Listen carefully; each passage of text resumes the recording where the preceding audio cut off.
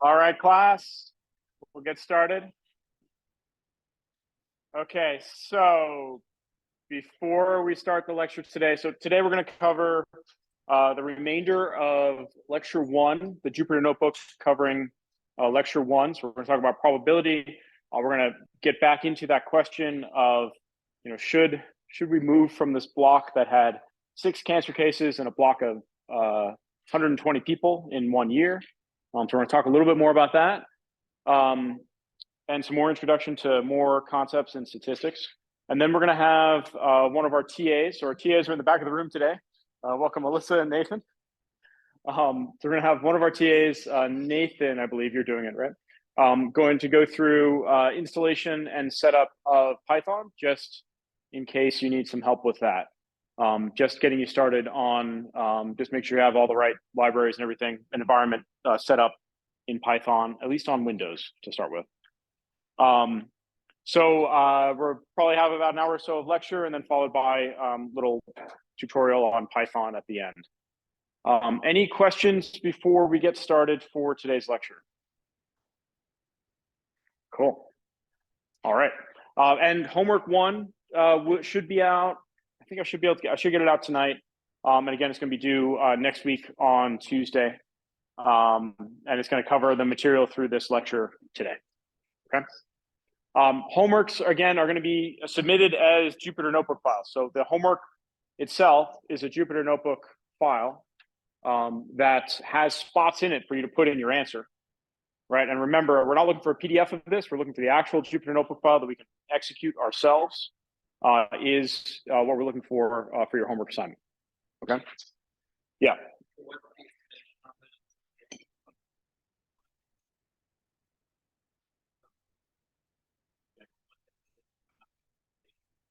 Got it. I don't recall. What's the extension on the Jupyter Notebook file? .p. Oh, there we go. IPYNB. Yeah, there's some old homeworks that are up there. So that's what the extension will be. But it should match the extension from before. Yep. All right. Any other questions? All right. Back into it. So last time, remember, we were asking this question of what is right, so we're looking at the question of, should we move from a block where there were 6 cancer cases diagnosed on a block of 120 people within 1 year? And we went through after some definitions of some basic concepts in probability, or some concepts in probability. I'm not going to call them basic in case you haven't seen them before, but we went through some concepts in probability. We came up with an estimate that exactly 6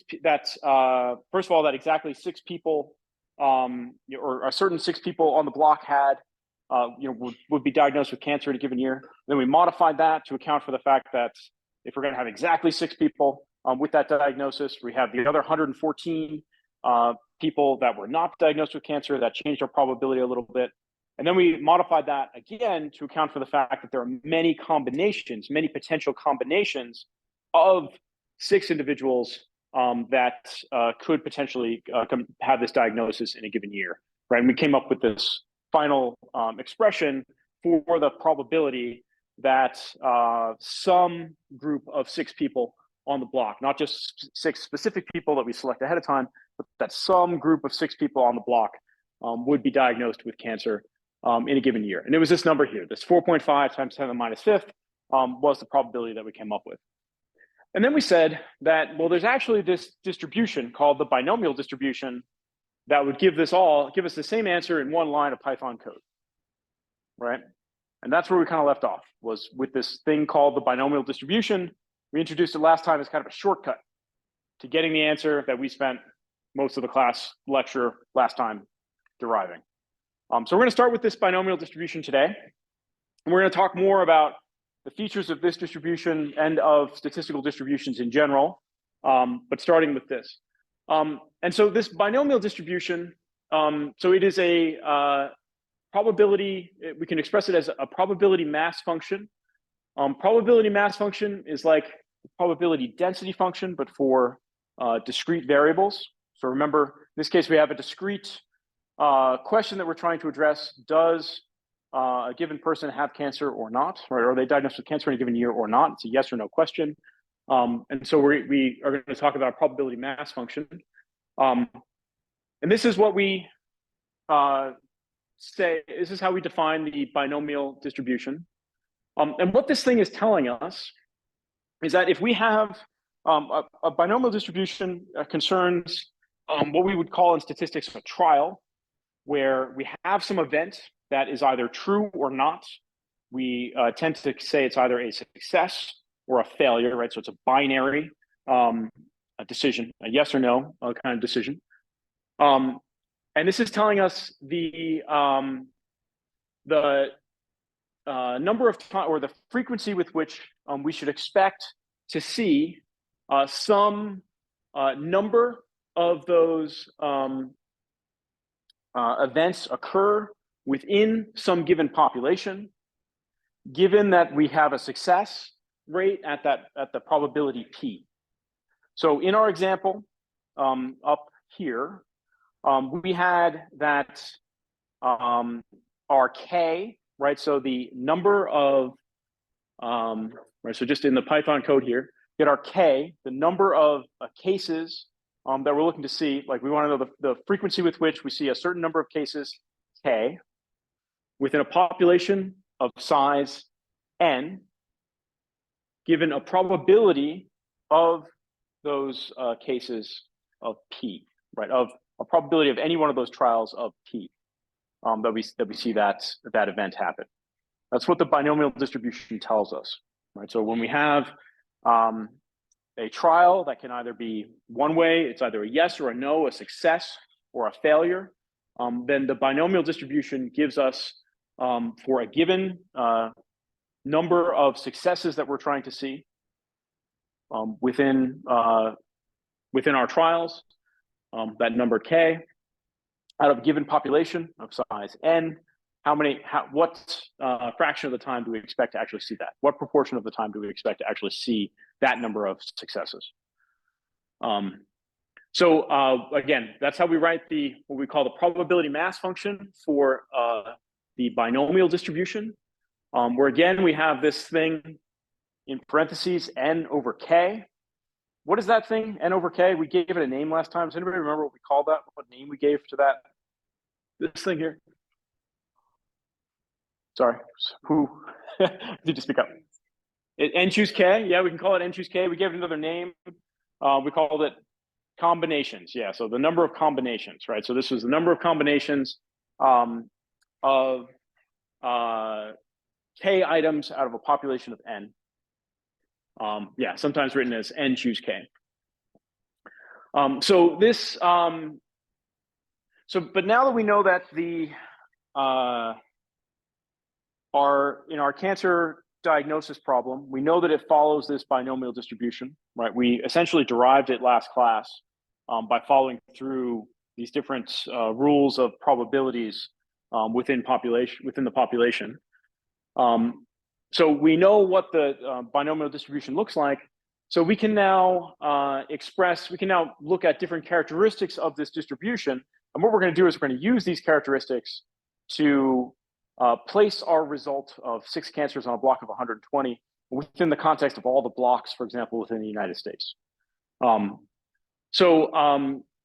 We know, so from this distribution, the mean of that distribution, right, the average value that we would expect to see for a given binomial distribution is just n, the total population size, times the probability of success. So just n times p gives us the average or expected value that we should see over many trials, right? So this is basically the number of successes that we should expect to see over many trials.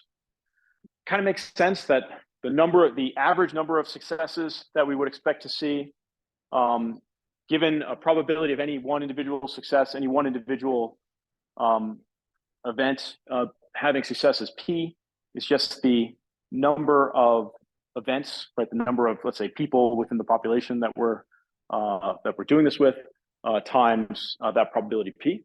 Right? So that's the average value, the expected value. And then the distribution, we can say something about the distribution using the sigma squared, is what we call the variance And that's for the binomial distribution, NP times 1 minus P. So that tells us something about the spread of the distribution. We'll talk a little bit more about variance later on in the lecture. So now with this, we can ask, right? So we were talking about one specific block where we knew that there were 6 diagnoses within a given year. But now knowing something about we call it the summary statistics of the distribution, this mean and variance of the distribution, we can ask how many blocks in the U.S. Would we expect? On how many blocks in the U.S. would we expect to find 6 cancers per block? So we're going to estimate the total number of blocks of 120 people within the U.S. It's just the population over the number of people, residents on that block, overall population, divided by the number of residents that we have per block. We said that was 120. And so we end up with a number of blocks, artificially defined, of 120 people within the US in 2016, the time when these stats were from, is 2.7 times 10 to the 6. And we know that the probability of 6 cancers on any given one block was about 4.5 times 10 to the minus 5. And so then we can ask, what is the expected number of blocks of 120 people, right? Expected number of groups of 120 people within the US where we would expect to find 6 cancer diagnoses within 1 year. And that'll just be the total number of blocks times the probability of having that occur on any one block. We're just going to multiply those two numbers together. And therefore, we come up with this result that we would actually expect there to be about 119 blocks, groups of 120 people or so, on which in a given year, there would be 6 cancer diagnoses. So when we looked at the probability for our specific block, it seemed like this was a really crazy outlier event, right? 4.5 times 10 to the minus 5th is a probability that it happens on my specific block. But looking across the US more broadly, on average, if we look at groupings of about 120 people, this is going to happen about 119 times, right, across the entire United States. And so the fact that it happened, maybe in our neighborhood or something, it's not so crazy, right? Because we do expect, right, there's 118 others potentially on average around the US in which this is happening. And so if we were thinking about this as kind of a more of like an epidemiological way, if we were looking more broadly across the entire US, we would expect to see somewhere around 119 such blocks or groupings of people with six cancer diagnoses in a given year. But if we saw something like 500, right, then that would suggest that maybe there's something going on, and we should look for clustering events that are causing these things to happen. You would also be concerned if instead of these 119 blocks being spread around the country sort of evenly, if they were all clumped together in a few small areas, right, then you might expect that something is going on. But the fact that there was one specific block within the US with these 6 diagnoses in 1 year is not in and of itself that extraordinary. So another thing that we can do, though, like we don't really expect the number to be exactly 119, right? Or we got 119.3. So we can put some uncertainty on the or a range of the number of blocks on which we expect there to be 6 diagnoses within 1 year. And the way we typically express that uncertainty is using the standard deviation, which we normally write out as sigma, right? So we normally use mu to mean the mean, right? So we were using, there's mu up there. Mu is n blocks times p, the number of cases we expect to see. The standard deviation we often write as sigma. When I said this sigma squared was the variance is just a standard deviation squared. That's how we define the variance. or alternatively, how we define the standard deviation. So we can then compute the variance, which for this process, this binomial process, is n blocks times the probability that we see 6 people on a given block with cancer times 1 minus p6. And from that, we get the standard deviation.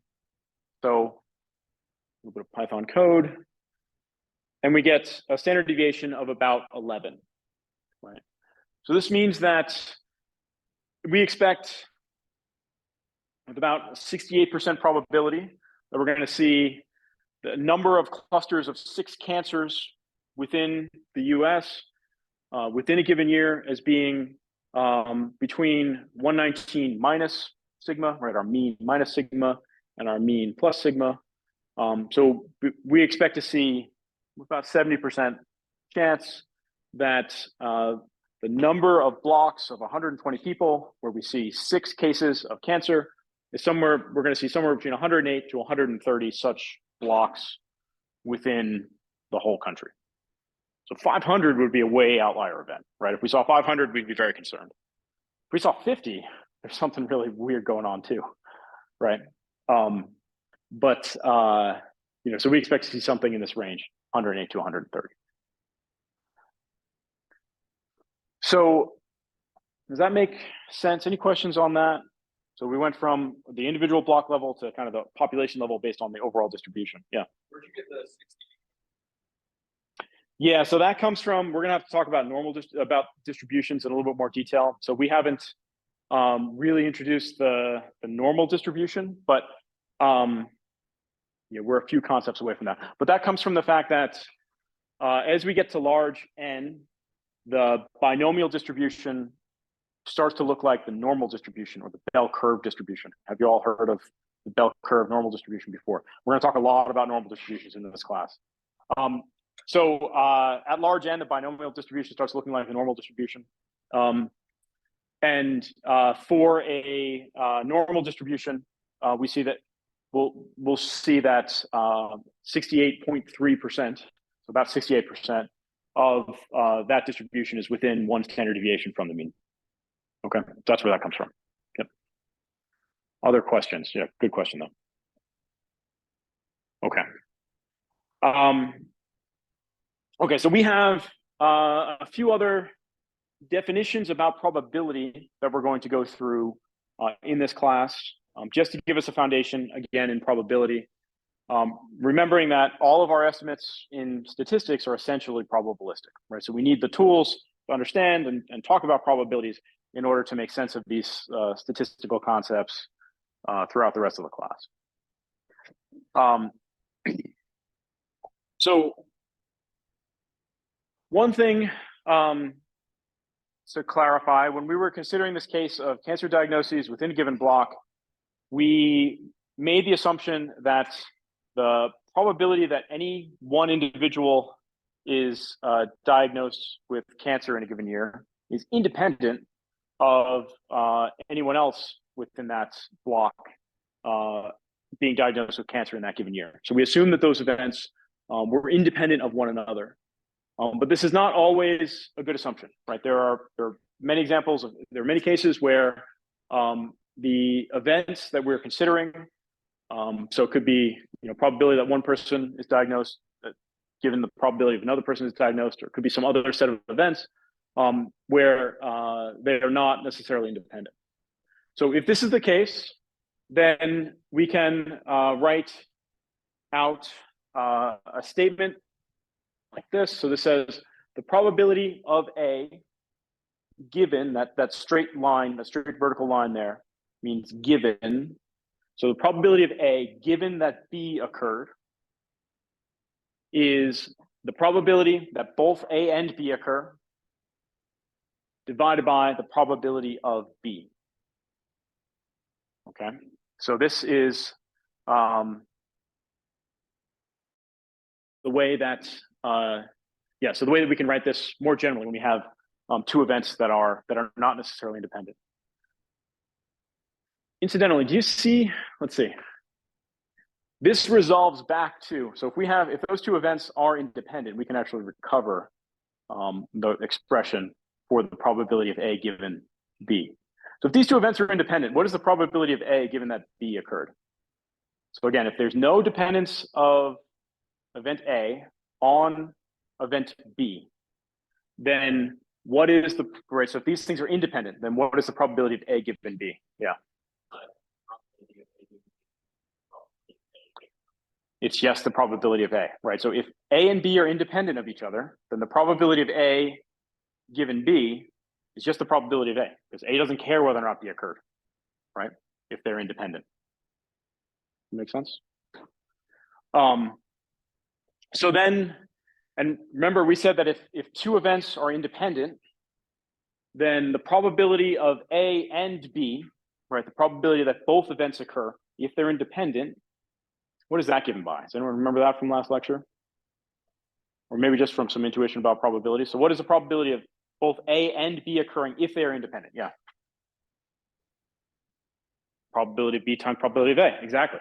Right, so if A and B are independent, that numerator becomes P of A times P of B, right?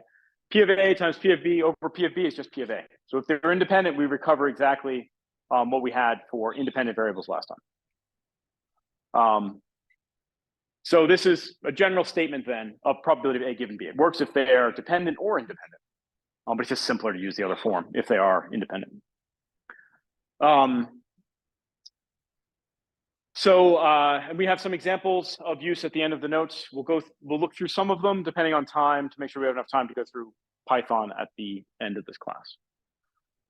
So this leads to what we would call the general multiplication rule for probability of multiple events occurring.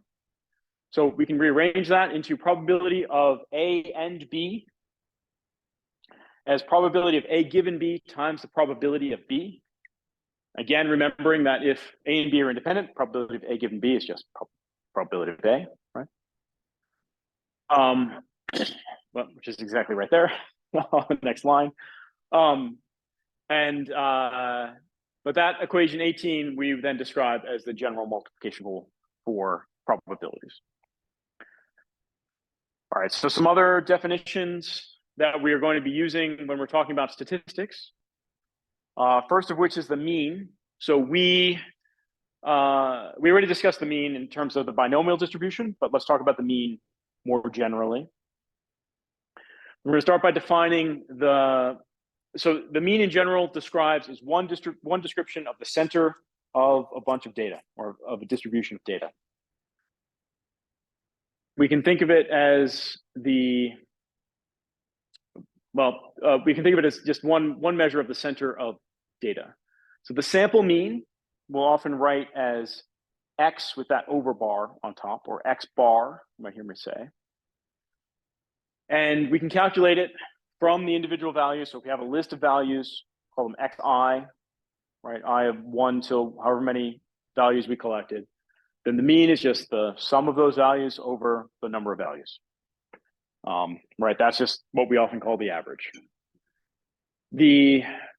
But something to be aware of here is that we are sometimes going to be talking about a sample. So where we take a certain number, in this case, I, values out of a population. And we will sometimes talk about the population itself, which is just like contains every possible sample, all the values that could possibly go into a sample. And we're sometimes going to have to talk about those two things a little bit differently from each other. So we will then use mu to represent the population mean. So it's the mean of all possible values. Right? So X bar, that's the mean of the values that we actually saw. We ran an experiment or we did a survey and we sampled the overall population. We just took a certain number of values out of it, call that X bar. Mu is the actual mean of the entire population.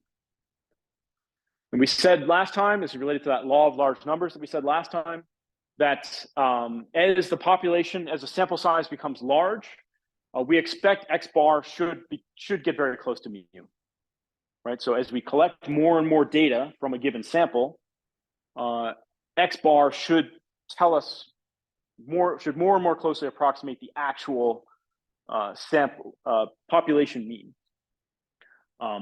But especially in small samples, that's not always going to be the case. So this is going to be the basis of some of our statistical testing is going to be about how well do we actually know the mean. And so these concepts are going to become important. Another measure of the center of the distribution is the median. And really just refers to the number that's in the middle of the distribution. So sometimes we call it like the 50th percentile number, the number that is kind of right in the middle. So if we have, so again, a Python example, if this is our array of data, right? This is our sample. These numbers represent, I don't know what they represent. They represent some physical quantity that we're interested in. And our temperature in degrees Fahrenheit in some place that's very hot and cold. Right. So these are our sample data, our samples. The mean here is 73 and the median is 60, right? So these things are not always the same.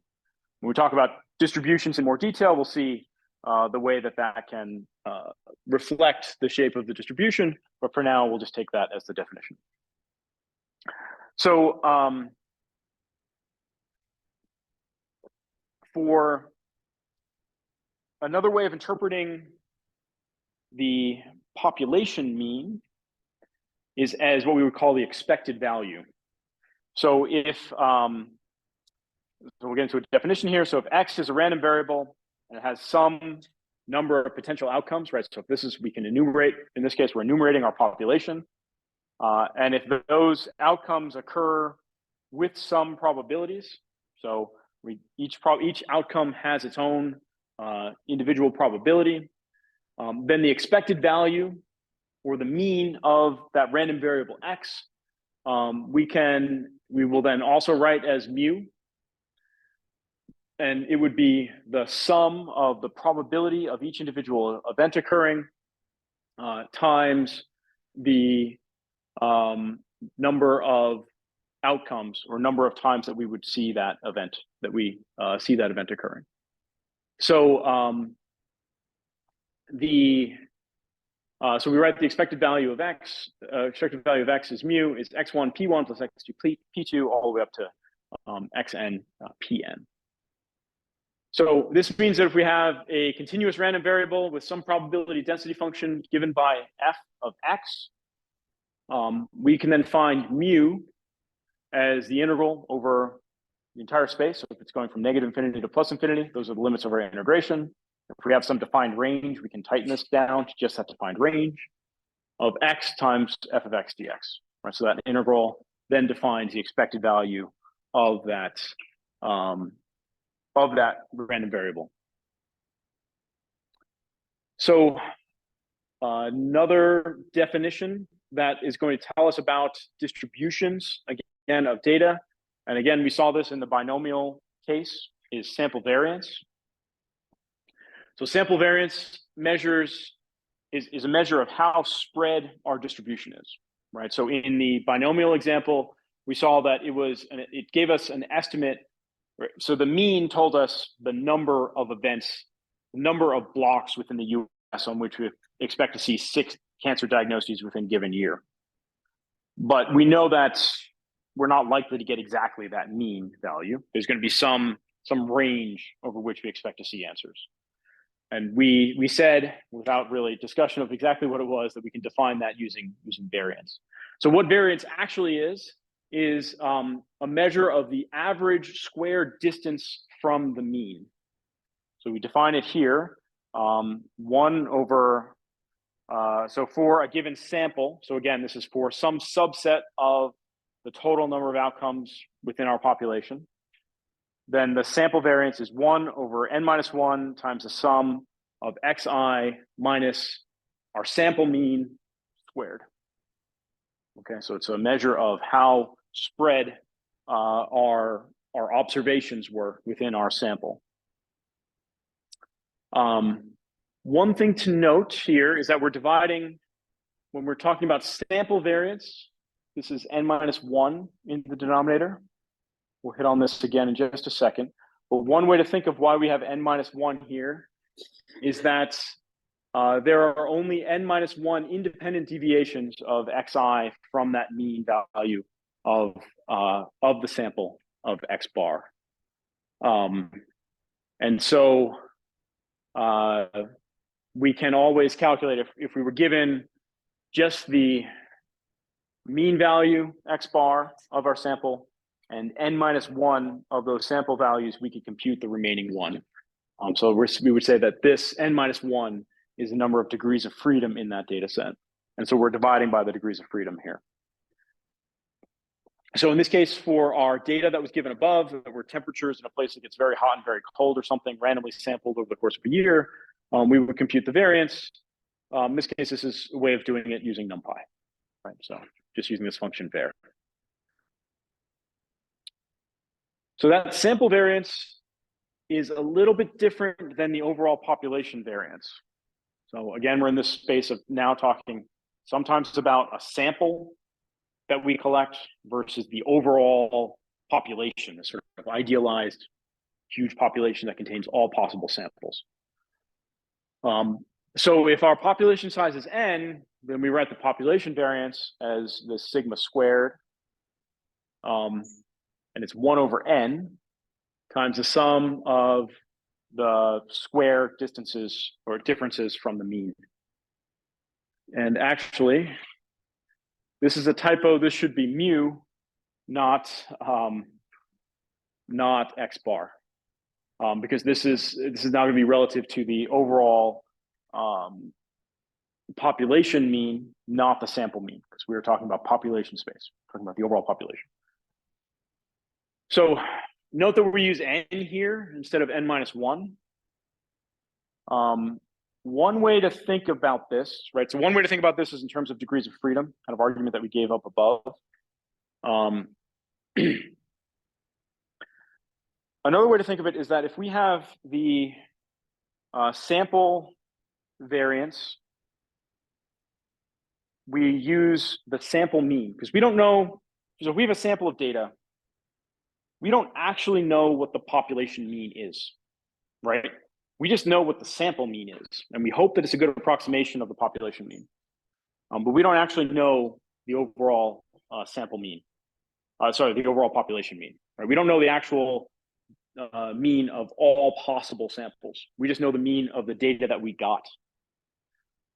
And the data that we actually measured is always going to be closer to the sample mean, the mean of the data that we measured, than it is to the true population mean, right? So let's say I'm measuring the length of Lego bricks in the Lego kit or something, right? And that Lego kit has 10,000 pieces, and I'm just getting like the maximum size of them or something. I could go in, I could measure the length of all 10,000 pieces, and I could come up with the population mean, mu, right? Or what I'd probably do is just grab a handful and figure out the length of all the pieces within my sample, right? That handful. But let's say that my handful happened to be small, like I get a bunch of 2s and 3s, and there are a whole bunch of really long pieces within the actual bag, right? Within the actual box. So now my sample mean, X bar, is going to be a little bit too low, right? It's going to be a little bit lower than my overall population mean.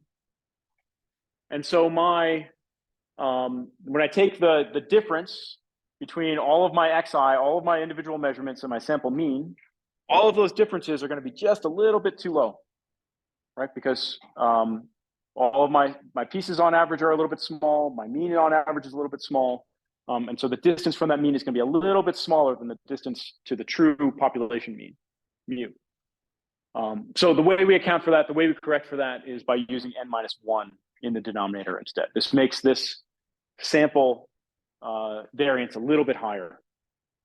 And on average, that tends to be a better estimate of the overall variance. So, so our population variance, again, we're going to use this, and this should be mu, not X bar.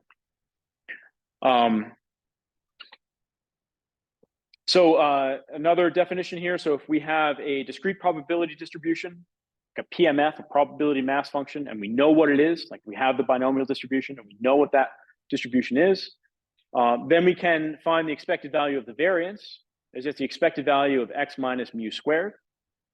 We call that variance of our random variable x. And we write it out here as x1 minus mu squared times p1 plus x2 minus mu squared times p2 all the way up to xn minus mu squared times pm. But we can actually take this expression and we could show, we're not going to go through the proof here, but we could show that we can actually compute this a little bit more easily as sigma squared, or the variance, is the expected value of the square of the variable minus the expected value of the variable squared. So you see how these things are a little bit different, right? So this is the basically the mean of the variable squared minus the mean of the variable, whole thing squared. Does that make sense? I know I said the same thing twice, but does that make sense? And we'll see that later in the class. This is sometimes a shortcut for actually estimating the variance. Sometimes it is much easier to compute these two things than it is to go through this whole formula. Okay, so this is, we can think of it as a shortcut formula for finding the variance of a probability distribution. And then another definition, if we have a continuous random variable, right? So we have, we were not talking about discrete events, we're talking about continuous events, right? So we're talking about measurements of height, right? And height could be a continuous variable. Then we can write out an expression for the sample variance in terms of the probability density function, this f of x, and it's given by this formula here. And you could occasionally write this out. So this is basically using our shortcut formula, but now expressing that shortcut formula for a continuous variable, and we end up with this expression here, or equation 30. All right, any questions on this stuff so far? I know we're going through a lot of definitions these first couple days, but any questions so far? Okay. All right. We're getting to Python soon. So standard deviation. So, and again, we used standard deviation previously in the binomial example, but just to be a little bit more formal, the sample standard deviation, written as lowercase s, it's a square root of the sample variance. Why we wrote variance is s squared. And the population standard deviation is sigma, which is just square root of sigma squared.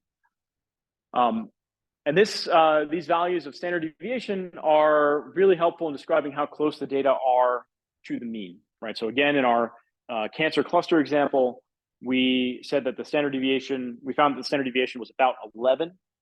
And with some knowledge that we will go over of population distributions, we were then able to make a probabilistic statement about our likelihood of finding a cluster or 119 clusters within, or sorry, a certain number of clusters of cancer cases within the United States.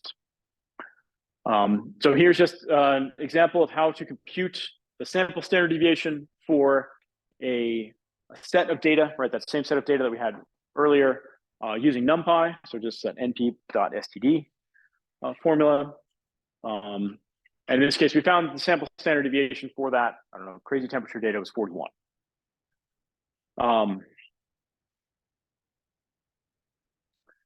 So what this leads to, this can be useful in engineering contexts, is if we have a number of independent random variables, and we know, let's say we're interested in, we have some process where the outcome of that process is f, and we know that that process is a certain function of a number of variables. Here we're going to call them x, y, and z.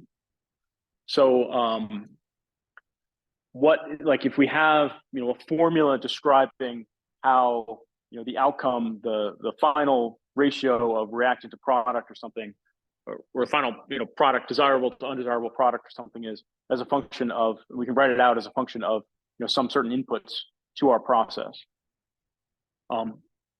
If we have such a function, then we can approximate the variance or the spread that we would see as a result of such a process described by that function. in terms of the variances of those individual inputs to that function, right? So in a chemical process example, this could be like, we never know, say one of the variables is temperature or something. We don't have exact control over temperature. Temperature is not exactly uniform, right? So we have some variance of temperature, right? We have some variance in terms of the amount of product one, concentration of product one that goes in or something, right? So given a formula that describes the output as a function of those inputs, what we can then do is take the known or measured variances or uncertainties in our inputs and then use this expression in order to find the variance or the expected variance in the output F. Does that make sense? It's actually a powerful result, because oftentimes you might want to know, right, on the basis of your coursework, hopefully by the time you're done here, you'll be able to write out many such expressions, F, right, for some process as a result of the inputs, right? This basically comes from your other coursework, not from this one. And you might want to know, like, what is the range of output values that you're actually going to get at the end of some process? And you could say, well, I don't know until I run the process, right? We just have to run the process a bunch of times, and then we'll figure it out. But that might be expensive or impractical, or you might be in the design phase and you need to figure out what this is ahead of time. So what this would let you do is take uncertainties on those input values, right? And we could generalize this and add more, right? Go up to n inputs. Take your known expression, F, of those different variables. In this case, use the first derivative of that. And then from that, actually estimate what you expect the uncertainty in your output to be. Okay. So this can be a really useful engineering analysis and design tool. And it more or less comes from our definitions of variance that we have up above. One thing to note about this expression is that this is fundamentally based on a linear approximation to that function, f of x, y, and z. So if we have a function that is not terribly linear, then this is going to fail. Yeah, it's based on assuming that f of x plus delta x, y plus delta y, z plus delta z is well approximated by the function at the base values x, y, and z, plus this like first derivative difference term that we have there. I suspect you'll get more into that in numerical methods in the spring, but for now, just take that result. It's a very useful one. Okay, so moving on, we're going to talk about, so we can use our definitions of the means and variances in order to look at cases where we have linear combinations of variables and estimate the expected value or the mean and the uncertainty, which we can describe by variance in those variables. So, for example, if we have linear combination, some random variable y is described with some set of weights, a sub I through a sub k, relative to some input variables, xi through xk, then we can write out an expression for y as just a1, or the expected value of y is a1 times expected value of x1 plus a2 expected value of x2, and so on, right? Just taking the sum all the way down. In simpler terms, we can write it out using summation formula, where ai are our weights. If the variables are independent of one another, then we can make a similar expression for the variances. So where the variances now are multiplied by those weights squared.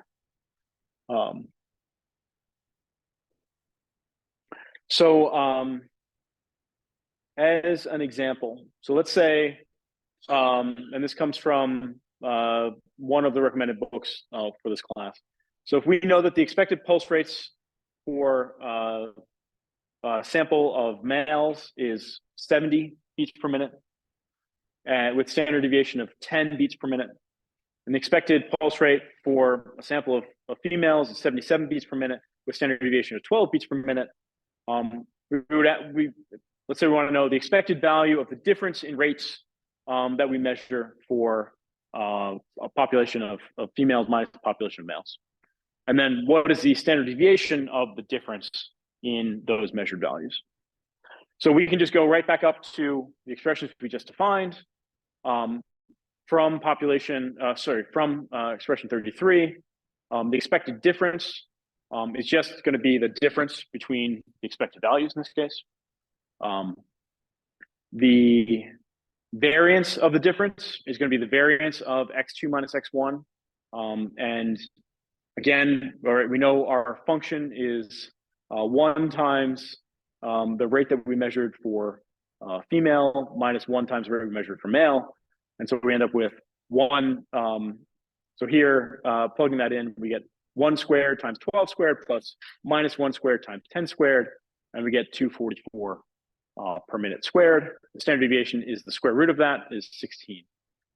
One thing I want to point out here, and the reason this example is in here, is that the variances, right? Notice that the variance that we would see, even though we're subtracting these two measurements, right? The variance that we see actually is higher, right, than either of the individual variances, right? Because these variances added together. And that's a general feature of independent variables, is that the variances tend to add together. And so we see an increase in the overall variance in the population here. Okay, so to make sure that we get to the Python example, the Python introduction, I want to skip ahead over some of these examples, although I will note that they are given within the lecture notes. And if there are any questions on these, we can return to them in a future lecture. And just talk for a second about conditional probability. So I want to come back to this expression for the probability of A given B, and we're going to get to an important result called Bayes' theorem. And then that's going to be the last thing we do before Nathan takes over. So Nathan, get ready.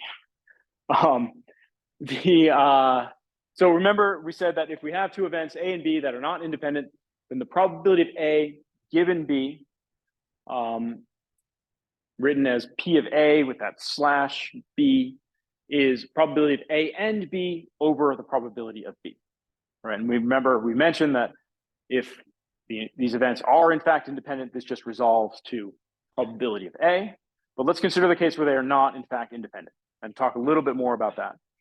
So as an example, let's say we have some device being assembled, and there are two different assembly lines, A and A prime. Line A has older equipment, so it's less reliable and a little bit slower. And line A prime is a little bit newer, right? Has newer equipment, it's more reliable, faster. So on a given day, line A produces 8 devices, 2 of which were measured to be defective, which we'll call B, event B, and 6 of which are non-defective, B prime. Line A prime produces 1 defective and 9 non-defective devices, right? So this is measured data coming off of these lines. And so we can express that down here in this chart, showing, right, so for line A, we had 2 defective, 6 non-defective. For line A prime, we had 1 defective, 9 non-defective. So now we want to know, a salesman randomly selects one of the 18 devices for a demonstration. If the device is defective, what is the probability that it came from line A? So we can use this conditional probability rule to address this question. So this would be the probability that a device is, that the device came from line A, the device came from the bad line, the worst line, given that we know that that device was defective. All right, so probability of A that came from the slow line, given that we know the device was defective. So this is probability of A and B over the probability of B. And we can find that the probability that something is both A and B, right? That's just 2 over the sum here. So that's 2 over 18 divided by the probability that we had a defective device B, and that's 3 out of 18, or 2 out of 18 plus 1 out of 18. And so we end up with a probability 2/3. So from this expression, we can determine that the probability is 2/3 that the defective device came from line A. Okay.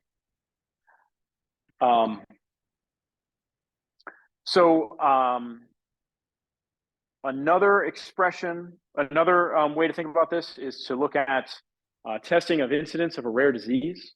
I promise we're not going to always just talk about diseases as our examples, but they do provide useful estimates or useful problems for thinking about probability. Basically talking about die rolls and disease in this class so far.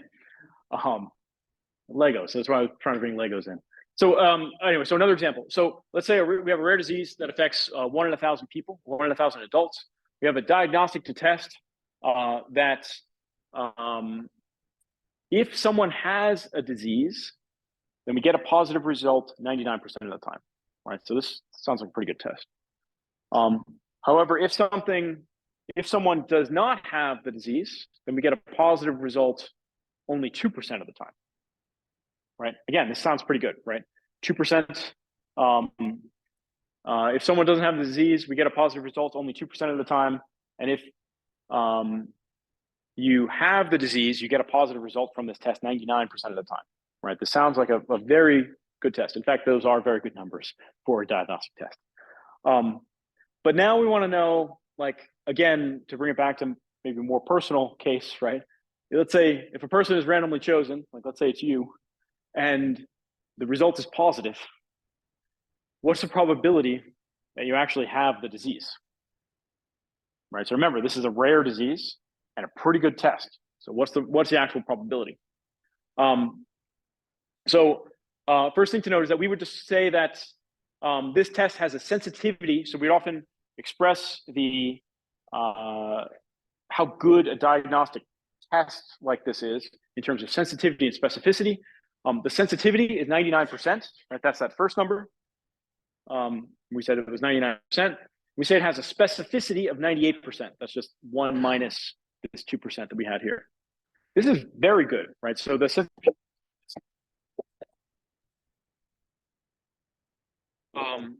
of the PSA test for prostate cancer are 85 and 30%. And a mammogram for breast cancer, 75 and 92%. So our theoretical test here is outstanding, okay? But if we walk through this, we look at overall population, we're going to define event A1 is that the person has the disease. Remember, that's 1 in 1,000. So we can express that probability as 0.001. A2 is that they do not have the disease, right? That's the other 999 people in the population. So that probability is 0.999. Then for someone who has the disease, the probability of B, probability of a positive test, given that they have the disease, is 0.99, right? That's our result from, or that was the sensitivity of the test. And we can find the probability, if we define B prime as a negative test, then probability of B prime, given that they have the disease, is very, very low, right? We're very unlikely to miss someone who actually has the disease with this fantastic test. And down here for someone who has, so probability of a positive test given that the person does not have the disease is 0.02, right? Again, this is a very specific test, so that's a very good number as well. And the probability that someone has a negative test given that they do not have the disease is 0.98. Again, these are very good results. So now we can find the intersections of these, assumed by multiplication of these probabilities, and we'll end up with the probability that we have both A2 and B prime, example 0.97. And so from these results, we can get what we're looking for, which is, again, the probability that we saw, right? So this is the probability of the test given the diagnosis, right? That's how this is expressed. Probability of a negative test given that we already know the person doesn't have it, right? That's what the test characteristic told us. But what we really seek is the probability that we have it given that we saw a given test result, right? So that's more often the case of what we're actually going to be seeing. So probability that we actually have the disease, probability of A1 given a positive test B. And we can use our rule for conditional probability to figure this out. And when we work out the numbers, we get that it's about 5%.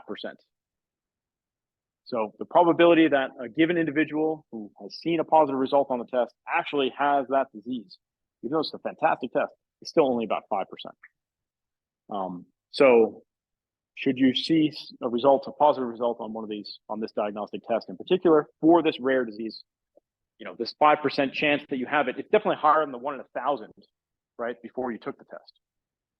But it definitely merits some follow-up before you start panicking or getting super worried about it. Yeah.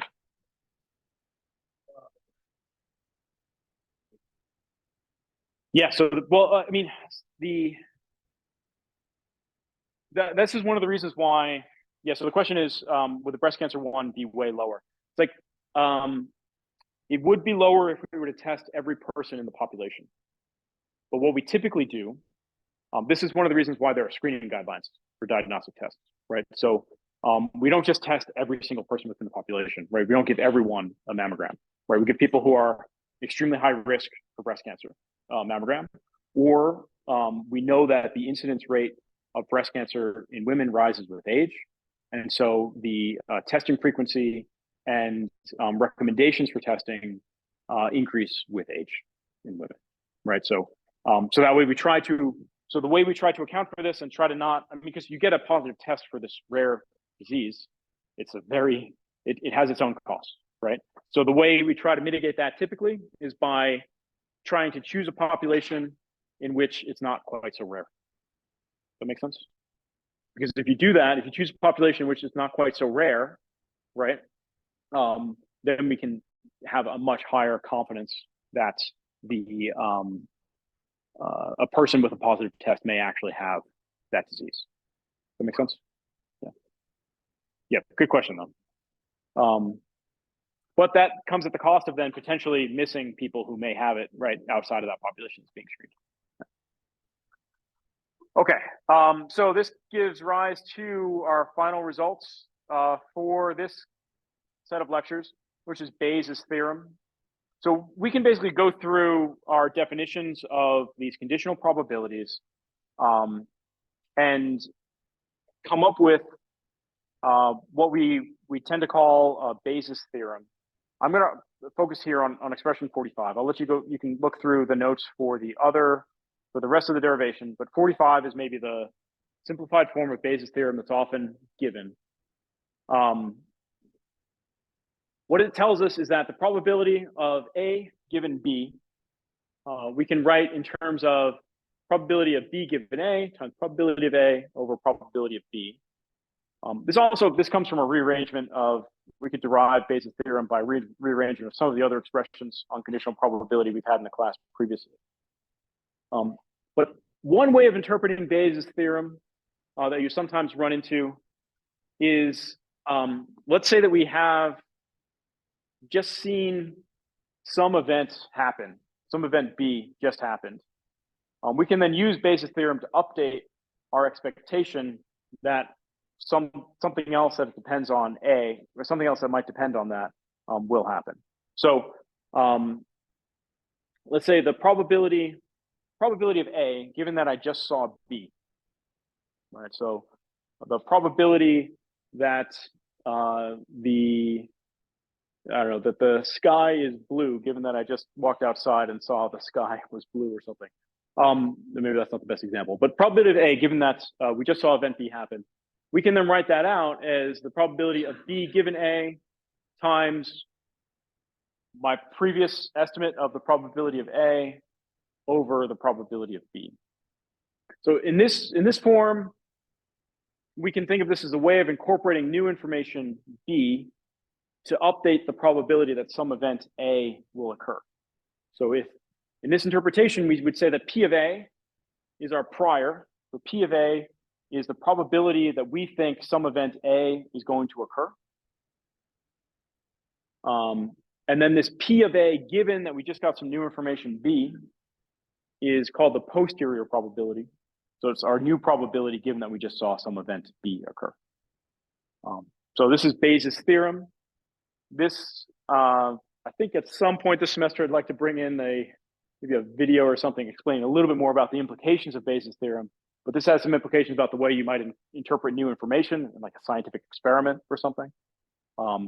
Or for example, how you might interpret new information if you're trying to characterize the results of some product coming off of the line, right? Given that you just saw some event occur, this gives you a way of thinking about how you need to update what your probability is that A occurs. All right, we're going to cut it there on the lecture for today.